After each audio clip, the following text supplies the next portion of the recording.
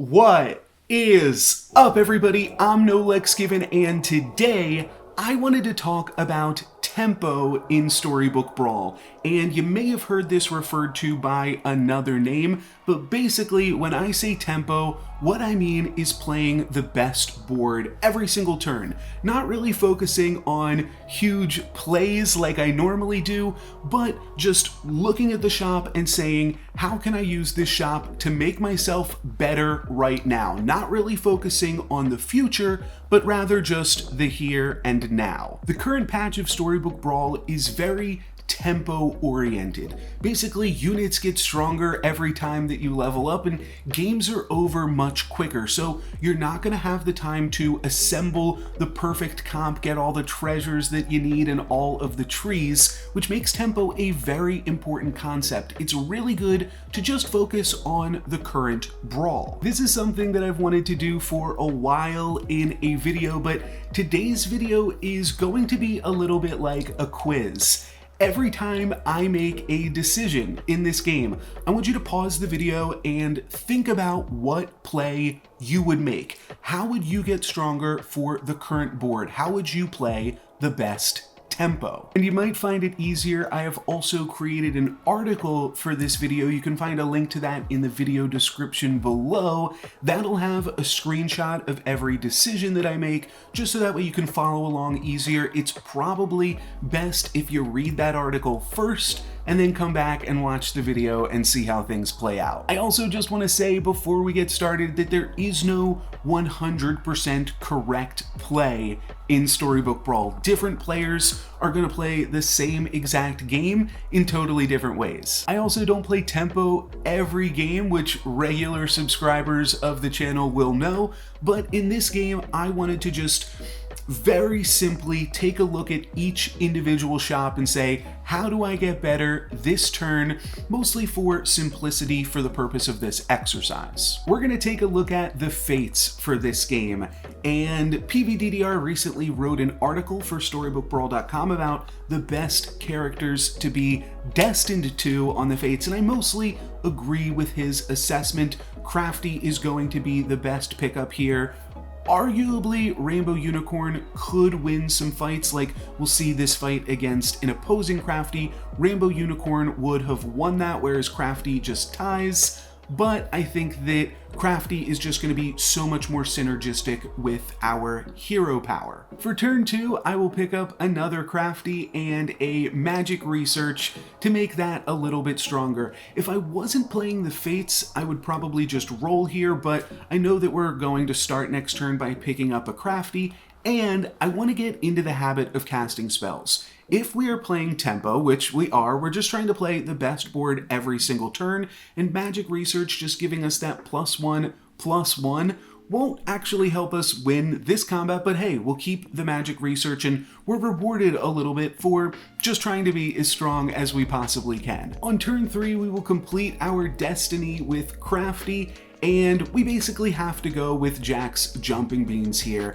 It is going to just be the most raw stats, giving us +4/+4 for the current turn, and doesn't really push us in any particular direction. It's just a bunch of stats. Picking up a treasure is also going to pump up the Crafty, and this is also definitely what pushes us in that tempo direction. We're just trying to get as many stats as we can onto the current board. That is going to give us an 18 Crafty, but no real direction. I'm not really forced into going dwarves because dwarves kind of fall off later in the game, and we'll figure out that problem later. This turn is a little bit awkward because we can only pick up one unit, so we could potentially roll and try to find 2 different 2-drops to add to our board, and that isn't a horrible idea, but if we're just trying to play the strongest board for this turn, Vampire plus Earthquake is really strong, and then we'll throw in a free roll. We do have one more decision to make, and that is whether or not to lock this shop.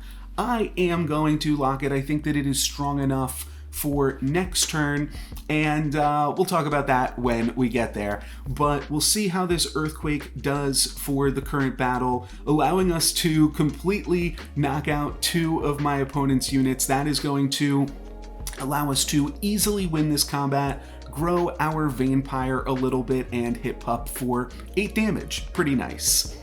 Now that we are picking up this shop, what I'd love to do is pick up another Dwarf, pick up the Prized Pig, and pick up another Earthquake. And this isn't a concept I want to talk about too much in this video, but it's definitely relevant here. When you are playing Tempo, sometimes that rewards you by allowing you to take risks in other directions. Now, in this instance, Prized Pig is the biggest unit that we can pick up. It's a 3/6, Queen of Hearts would just be a 3/5. So for that reason, I really like picking up the Prized Pig here, and it also gives us a reward for continuing to play a strong board throughout the game, because if it survives, this Earthquake is going to pay for itself. Now, we will get some value out of this Earthquake. My opponent also firing back with an Earthquake, and they are playing a pretty tempo-oriented comp themselves. That is going to mean that we wind up tying this fight, but we don't take any damage. So that's worth something too.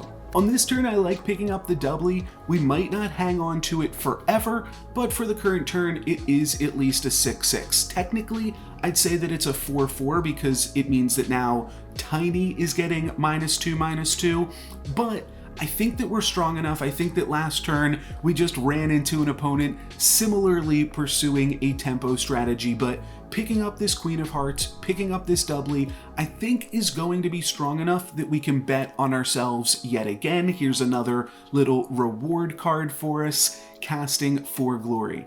And there's another reason that I cast For Glory. We're not really incentivized to roll on 3.2. We're about to level up, and For Glory can give us a tier 4 unit. So it's a pretty good gold investment to try to cast that right now and bet on ourselves. And this is going to be a pretty close combat, with my opponent having a pretty big front line, but we are actually going to get away with a For Glory and the Prized Pig surviving. So we've got 10 gold this turn, plus we snagged a bonus Medusa, so that is going to be enough if we're eyeing up the current shop to pick up 2 4-cost units and then also cast this Wormroot. And I do think that Wormroot is a pretty good spell to cast on Medusa. Turning it into a 6/6 just means that it will be able to easily devour the statue that it attacks into. So I do like that, and I also like picking up a Lightning Dragon, and that will provide just additional stats and additional disruption, as well as potentially allowing us to build towards the Slay comp if we are able to find some Riverwash Mermaids. At this point, we're not playing doubly anymore, and we're not playing Prized Pig. Queen of Hearts is just going to be much bigger than Prized Pig because now we are playing 3 other evil units, so that'll grow a little bit more. Medusa is going to do some nice work, as well as our Crafty here, getting to stop my opponent's front line, and we're actually going to be strong enough on this fight that we are going to deny my opponent an XP from Wish Upon a Star, which is always a nice bonus. I don't see anything in this first shop, but in this second shop, I do like casting another Wormroot. Just getting another Medusa up to a 6/6 can definitely just help us be stronger for the current board, and is pretty strong as we continue into the game. But just, again, getting into the habit of casting those spells. I don't really see anything else that I like until I roll into this pair of Friendly Spirits, and Friendly Spirit is just really good right now that it is a 3/4 recently buffed. That's just a ton of stats. It's also really good as a pair, really good with the Fates, and also synergistic with the one treasure that we do have going on. So I'm going to pick up one of the Friendly Spirits, lock the other one, as well as locking onto this Golden Chicken.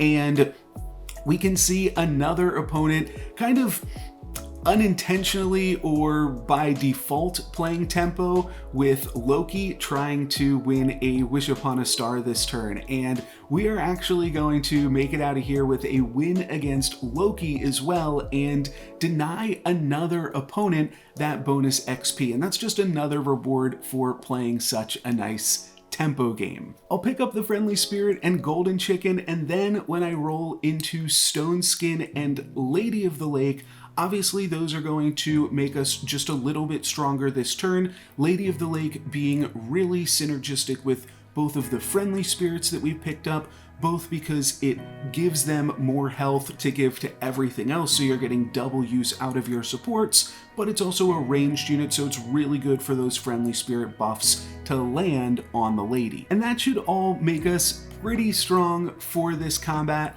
One thing that is interesting now that we are playing a pair of friendly spirits is they're actually also very synergistic with themselves, and we're going to see the first friendly spirit land onto the second one, which just means we will have a ton of buffs to be able to throw around. So that is going to be able to just keep us very, very strong here and allow us to get an easy win, almost taking out this Wonder Waddle. We'll pick up the lucky coin and roll, and then we see a 9 Sea Terror, and this is definitely a decision in the game that I think is potentially not tempo oriented, though 9 Sea Terror is still a 10-10 unit, and it's just really good with the crafty that we're playing as well as our hero power, and we're pretty treasure light, being at 5.0 with only 1 treasure. So I do like picking up the 9 Sea Terror here. Once we're a little bit shorter on gold, I do like picking up the spinning gold, and I love picking up this triple of friendly spirit. That is going to let us pick a tier 3 treasure as well. And for that, Deck of Many Things is really quite strong. The Horn could give us +1/+1 for the current turn, but Deck of Many Things is still going to make us stronger this turn, and it's just going to be a treasure that continues to get stronger into the late game, as spells can have a really huge impact on the current brawl. So definitely a huge tempo pickup, and also the friendly spirit just getting to be very, very strong for us. The friendly spirit is basically going to carry us this combat by delivering a bunch of stats, with the fact that it gets +3/+3 from the fates as well, also going to be very good. I don't really want to pick up another friendly spirit now that we are level 5. I think that there's probably some better things that we can find, but I will pick up this Wombats in Disguise. It works well with the Lady of the Lake that needs something else to support, and it is also going to work out very well if the friendly spirit can buff it. Because of that, I am going to wind up picking up another Wombats in Disguise, just to double our chances that that is where the friendly spirit winds up landing. It potentially also lets us build into a tier 5 treasure with another unit that does synergize well with the fates, but we are also not really going to have to worry about tier 5 units because we also picked up that really cheap XP off the Genie's Wish. Genie's Wish, a little bit random, but is going to work out very, very nicely for us. We're going to summon a huge chicken against my opponent here, but unfortunately that's not going to be enough, as we do take our first loss of the game against Pan's Shadow. On 6.0, we're going to find ourselves with a pair of level 6 units that are both really strong in their own right, but also can be even stronger with a little bit of support. We already have some of the support for a pumpkin comp if we make use of the 9 Sea Terror, so that's going to be the direction that I go in, since we never found a Riverwash Mermaid and aren't really set up well for sleighs. Then we roll into another unit that is pretty good just when you first buy it. It is also a 2020 and is additionally going to have some synergies with some of the things that we are already working with. It's good with the Pumpkin King that we just picked up, and also good with the Lady of the Lake. And again, just to try to play the strongest board that we can this turn, I am also going to cast this Merlin's Test by selling down a few of my units, and want to try to prepare myself to potentially move into trees. If you pick up Echo Wood, that is obviously very much not a tempo play, but the way that trees kind of scale, if you pick up Ashwood by itself, it can be considered a tempo play. It is a pretty large unit. If you wind up then picking up a Burning Tree, you can justify that because the Ashwood will make the Burning Tree a good unit, and then you have found yourself moving into trees while also playing tempo the whole game. So this winds up working out very, very well for us, as well as the Ashwood just having additional synergies on our board. I really like casting the Croc spell here. It's really, really good with Pumpkin because it protects it from dragons, and it also means that the Pumpkin will summon an additional 5-cost unit because the Pumpkin does count as a tier 6 unit. Then we're gonna roll into a Rotten Apple Tree, and that's also quite a good pickup for us because we already have some tree synergies going on, and it is also really good for the scam comp. So either way, if we decide to play trees because we find some burning trees, or if we stay the course and play scam, Apple Tree is probably going to make it into our final comp. So really good pickup here, and we'll see how that lets us fare up against the Sphinx, who's also running a little bit of scam, but they haven't quite put together everything that we have. They also have a Holy Grail, so they are going to be able to be strong next turn if we do not take them out of this game, and that's going to totally just come down to Pumpkin, whatever Pumpkin can summon here. My opponent also has a Cat's Call, which is going to do very well to protect them from my Siren stealing one of their units. We will win this brawl, but we actually won't have enough damage to take out the Sphinx. So they're going to have a Holy Grail to do with whatever they will, and we are just going to try to play more consistent Storybook Brawl and see what we can do with that if we can stay competitive. We'll pick up a Cupid. That is another really, really good scam unit, and then I'll also cast a Gigantify on the Ashwood Elm before locking onto a pair of 9 Sea Terrors. Probably only going to pick up one of those 9 Sea Terrors, but we can still use a 5th treasure. There's some really good, or a 3rd treasure rather, and there's some really good tier 5 treasures that we can pick up. So again, just trying to make ourselves as strong as we can by pumping up the Ashwood. Ashwood really appreciates the bonus stats. It's going to be +10/+10 from this Gigantify, but it's also going to help us set up in a little bit if we can roll into some trees down the future. We are going to get one of our Medusas taken care of, and this game is again going to come down to whatever spawns out of this Pumpkin, and doesn't look like anything too great. I mean, the Oni Tyrants are good, but they just are gonna not quite be big enough, and we get a little bit unlucky with some of that combat RNG. We lose a few 50-50s, so we do lose the fight, but now we get to pick up 9 Sea Terror, and we've got some options for which treasure that we want to pick up. I really like Ambrosia. It synergizes really, really well with our hero power. It means that if we pick up a burning tree, we are super powerful, and it is also really, really powerful with Pumpkin. We wind up rolling and we find that Pumpkin immediately. So now we've got an Ambrosia Pumpkin, which is going to make it a 23/23 because of the fates, but more importantly, everything that it spawns will also be upgraded and get that +3/+3 from the Fates. So Pumpkin, a really, really fabulous pickup here, and going to just allow us to be super, super strong. We are going to be playing against a Loki that is similarly running a scam comp, so this one winds up being a little bit random, and unfortunately we have not cracked either of their pumpkins yet, so this one is just going to be a total coin flip. They crack one of our pumpkins first. We'll see how this one goes.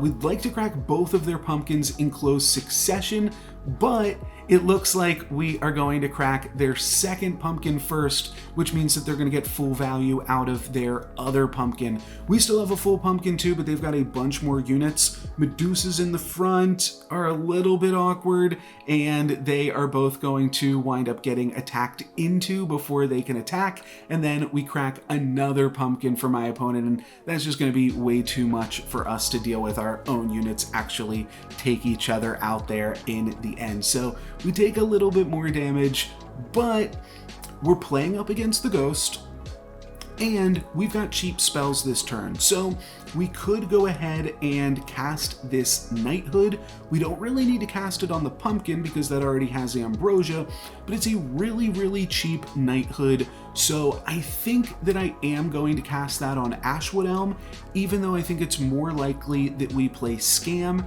rather than play trees. And I'm still rolling. We'll potentially pick up a burning tree. The ambrosia does give us some flexibility in that regard, but knighthood is a ton of stats. It takes Ashwood Elm from a 429 to a, what was it, a 747 that then gives both of my trees plus 94 attack. So that is just a bunch of stats here, and going to mean that my trees are quite strong right now. We are just playing up against the ghost, but of course, we'll have that upgraded knighthood for us next turn as well, and that is going to be enough to clean up this combat here, and we're potentially on to the finals, and we actually are. It is just us and Pan's Shadow, and I think that we can make something happen here against Pan's Shadow. I'm going to take a look at their board from the last time that we saw them on the tracker, just to see if this shrink spell would do anything, or shrivel it might be called.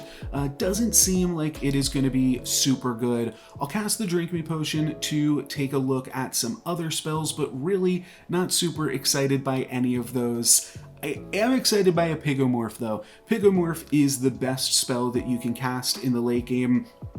It just takes out one of your opponent's units and any synergies that they might have along with that. So that is going to be really strong for us. I'm also going to, at the very last second, move the croc to the front just to space out when my pumpkins wind up hatching. We roll a second Pigomorph off of the deck of many things, so that is really good for us. And then here we'll have this first pumpkin pop open, not do anything too crazy for us, but this will clear the way for the second pumpkin, which actually never gets to hatch. So we don't take out this Pan's Shadow yet. We put them down to 1, and that was a pretty commanding win. So I think that we'll be able to do it again, especially because we find another Pigomorph to add to this comp.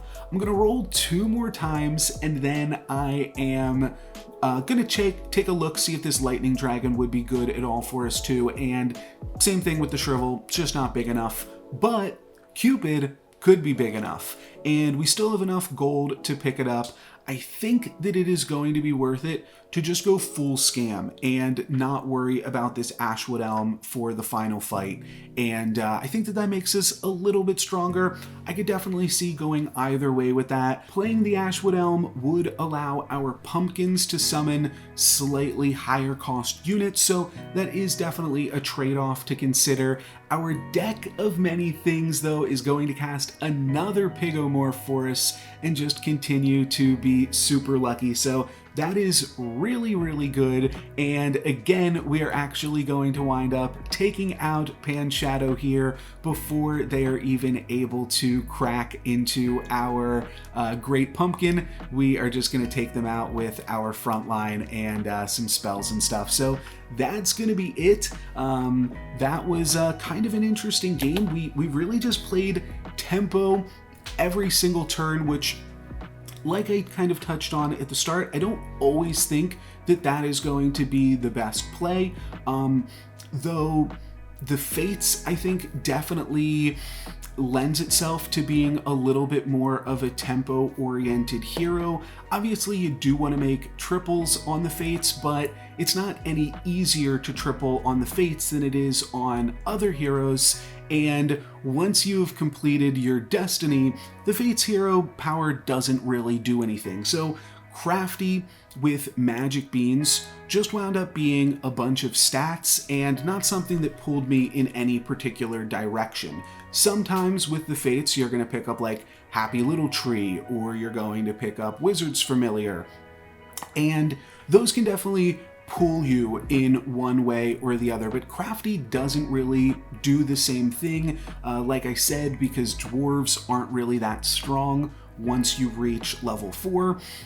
It really just lends itself, especially with the magic beans, which also didn't provide any direction, into just trying to play the best board possible. I did pick up the Lightning Dragon once we reached level 4, and the intention there was that Lightning Dragon is strong, but maybe this helps us move into Slay as well. And we did roll a bunch on level 4, but just didn't find any River Wish Mermaid. So this route wound up just being a lot cleaner to move into, and we got very lucky by finding some early pumpkins. Maybe a different game we would have found something else, or we would have lost because we didn't find pumpkins, or we would have had to try to move into a different comp, maybe rolling harder for trees, or maybe we would have just picked up the Jormungand and then tried to find the River Wish Mermaid and move into Slay after we were already level 6. But this is what I came up with for this game. Hopefully you guys enjoyed it. We're going to be playing some more silly games for other videos this week. I either just put out or tomorrow we'll be putting out a video on Mordred, which is a very underused hero, but can definitely be pretty powerful. And then on Saturday, we are going to take a look at a really, really fun game of Storybook Brawl 99, where I was also playing the Fates, and I was fated to Humpty Dumpty, and on 2.2 had all of my eggs cracked, and had to try to find a way to claw back into the game and rebuild, and I did find myself able to get back into the game. So that one is a lot of fun. You're not going to want to miss it. And that's going to be it for me today. So thank you guys very much for watching. I'm NoLucksGiven. Peace.